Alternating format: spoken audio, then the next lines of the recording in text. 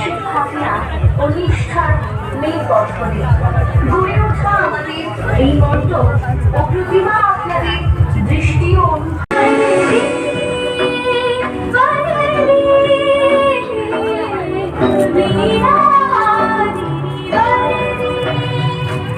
আপনাদের উপস্থিতি আমাদের সাধনার সর্বোচ্চ প্রাপ্তি। ধন্যবাদ।